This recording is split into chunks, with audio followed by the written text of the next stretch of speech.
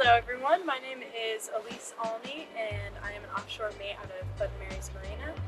And yeah, I've been doing it for about a year now.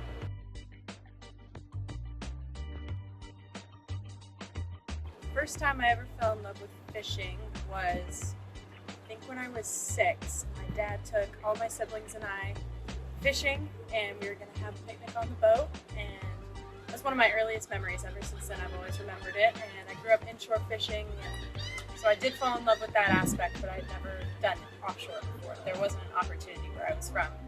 I am from the Fort Myers, Sanibel Island area. Just like I said, just grew up inshore fishing, and there was an offshore culture there, but it was more commercial and you had to go really far to do that compared to going right out of your backyard. So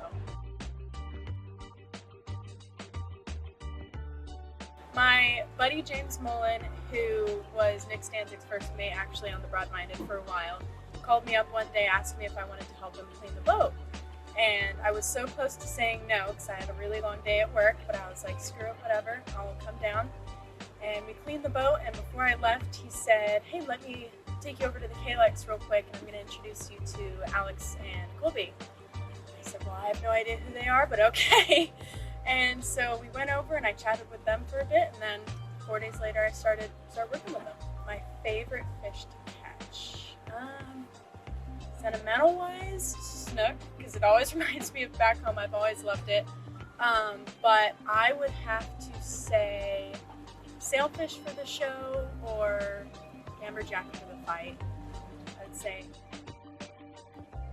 So being the only female in this industry at this marina, it honestly doesn't feel any different to me. I've always worked in male-dominated fields. Like, I've worked at bait shops and kayak rental shops and all of that. So my customers and most of my coworkers were all male. So I mean, it's really no different. But I will say, it does make a very fun aspect to it. You never know what you're gonna see or hear. It'd be awesome if there were a few other girls at the marina just to be able to have some girlfriends, but I'm not complaining. It really is awesome.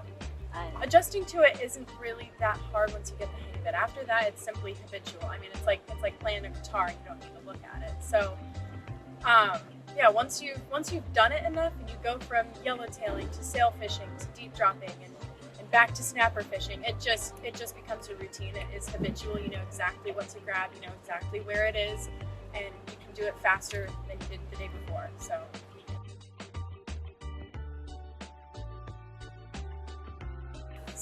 the typical day with a client, we go out to the bait patch right by the lighthouse, catch our bait for about 45 minutes, and then we try and fill the box up as quickly as possible with dinner. That way we can kind of get that out of the way in the morning and then save the show for later. So we usually start the day out with try and get a limit of yellowtail snapper and maybe some muttons, maybe catch a grouper or two, who knows if it's season.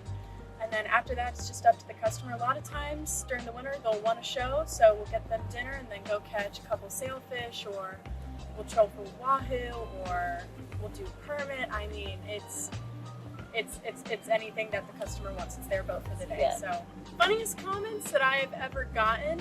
I think my top was when a customer told me, I've actually heard this twice, once from a customer and once from a captain that I was working for at the time. They said, holy cow, Elyse, I don't know how, but you can cast like a man and still throw like a girl. And I was like, it's a good compliment. I mean, I'm gonna take that.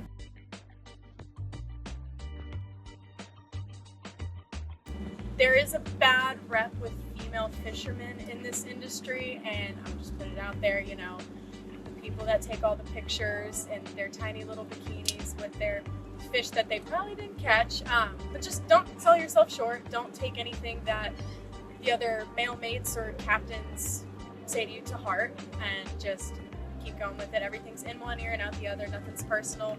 They've just been doing the same exact thing for so long. I mean, I think the respect aspect of it comes from where you are fishing. every single marina is different, and I've been insanely fortunate to be able to get in with the Bud and Mary's Marina crowd and everybody else that works here. There's no bias. I mean, if you can hop on their boat and you can go work for them, they don't care what you look like, they don't care who you are, and they will not treat you any differently. I mean, I see everybody as a brother, and they see me kind of the same. So my plan for the next couple years is going to fish offshore as much as possible. I did start working on sword bills, so I'm starting to kind of do that with Nick. So I'm going to intermingle the two and try and find time for both of them. But in a couple years, I would love to have my captain's license, have an inshore boat, be able to do tarpon trips on that during the summer, and then get back offshore during the winter to keep up the skills from both. But the main reason why I moved to the Keys from Fort Myers is, again, I've been doing inshore fishing my whole life. I've gotten sick and tired of it. It's been repetitive. Nothing in that industry excited me at the time.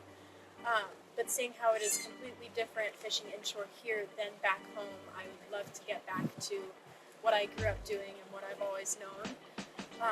And then also be able to have the excitement of offshore during the winter.